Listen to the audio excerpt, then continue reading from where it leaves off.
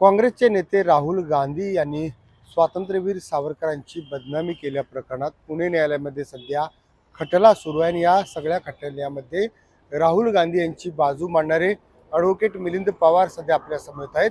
आज असं झालं की 14 नोव्हेंबर 2025ला या खटल्यातले फिरेदी सात्विकी सावरकर यांचं सर तपासाला सुरुवात झाली.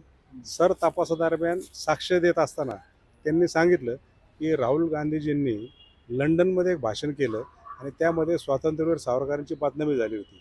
तर ते बदनामी केलेलं भाषण त्या सीडीमध्ये स्टोअर केलं आणि ते न्यायालयामध्ये खटला दाखल करताना आम्ही दाखल केलं होतं.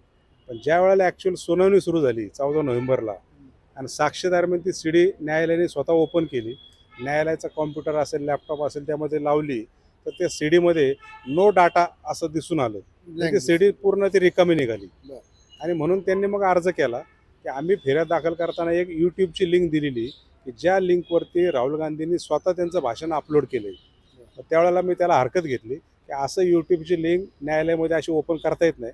तो अर्जही त्यांचा फेटाळला.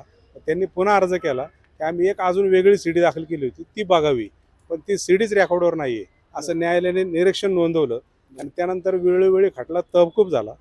आज त्याची सुनावणी होती. आज नव्याने परत त्यांनी अर्ज दिला की आज आम्ही न्यायालयासमोर 2 पेनड्राईव्ह दाखल करतोय आणि ते पेनड्राईव्ह चालवावं ज्यामध्ये राहुल गांधींचं भाषण आपल्याला आढळून येईल. तर त्या अर्जावर देखील मी हरकत घेतली. असं वारंवार त्यांना पुरावा दाखल करता येणार नाही. तर याची सुनावणी 16 डिसेंबर 2025ला पुण्याच्या न्यायालयामध्ये ठेवलेली. लोकशाही चंद्रशेखर बांगे, पुणे.